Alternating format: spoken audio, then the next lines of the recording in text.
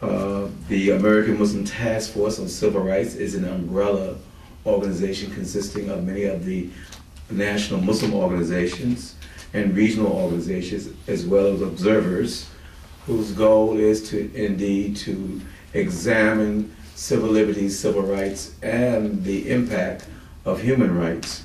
I have an awful lot to say, other than the fact that there are numerous reports that speak to the human rights violations that are taking place in Bangladesh. Just the things that come, first of all, the State Department's report has some very interesting findings, and if you haven't had a chance to look at them, I recommend that you look at that. Also, Human Rights Watch has some very interesting findings. Use of extrajudicial killing. Again, this is not something unique to other state actors, but we're talking about Bangladesh today, and that is indeed something to be concerned about. Also, something to be concerned about are the 300,000 non-Bengali Muslims who are placed in various different refugee camps. And their squalid conditions. Their conditions are abysmal, and their rights certainly are not protected. And so there's a concern of the 300,000 plus non-Bengali Muslims who reside or who are in Bangladesh, either as people who've come as refugees or who've come over from Burma, etc., and things of that nature. So that's a concern. The 470 prison deaths, and some of them being seem to have some political overtones, are something that's been cited in Human Rights Watch and mentioned somewhat to some degree in the State Department.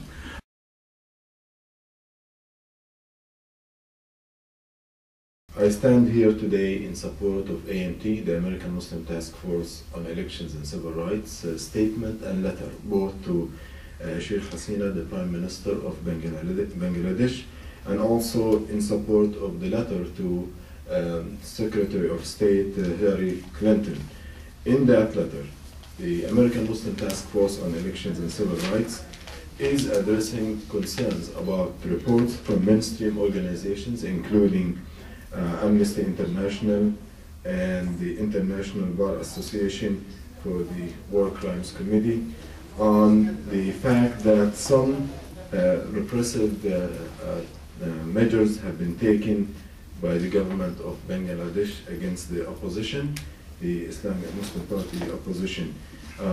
Some of these reports are alleging extrajudicial killings, violence, and crushing of the opposition, as I said, revealed by mainstream human rights organizations such as Amnesty International, and also the fact that the allegation of the killing of 154 people, the placement of several hundreds of people in jail, and also the prevention of movement of opposition leaders, whether domestically or overseas travel. And we appeal for the government of Bangladesh to restore the rule of law, respect the opposition's rights to express themselves in a civic and legal manner.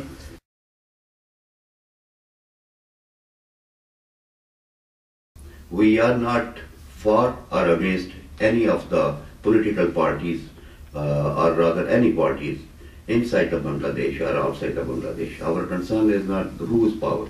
Our concern is we would like to see the democratic norms and democratic process continue to take place. We are not only concerned with the Bangladesh, the issues in the Bangladesh, we are concerned for the human and civil rights and upholding the sanctity of the life and the value of the life and the rights of each individual human being, regardless of their race, ethnicity, their civil rights and human rights all over the world. And on behalf of AMT, these leaders will be sending a letter to the Prime Minister, Ms. Hasina Sheikh.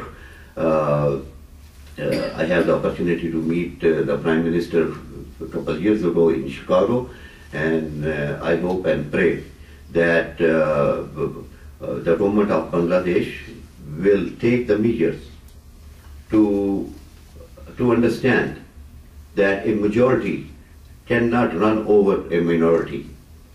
The majority must uphold the rights of the minority. and they should not be working on to the devising the laws and rules and the measures which are not the democratic norms.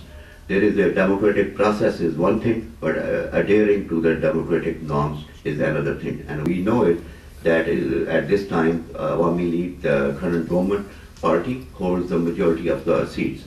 But it does not give them a license to run over to the minority members and the minority parties.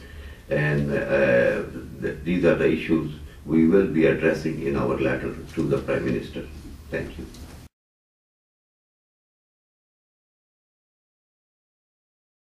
And I will now come to the last point I want to raise here, with regard to mass arrest, killing, and the threatening of the opposition groups.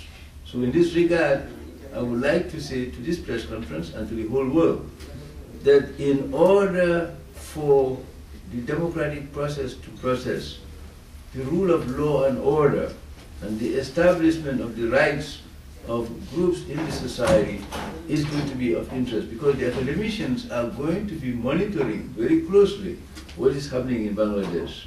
So they are going to judge Bengali action vis-a-vis actions they claim done to them in an earlier moment of their history.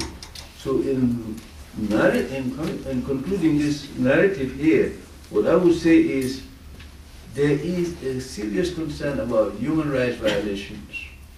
And if there are human rights violations, it's not only in Bangladesh, it is something that is seen around the world. In Africa, we are very concerned about this. People raise the issue in Sudan, they raise this issue in the Congo, they raise this issue in many other parts of Africa. So when I look at Bengali situation, I do it comparatively. I see what's happening in Bangladesh and what's happening elsewhere in the world. So in this case, there should be the protection of the human rights of the opposition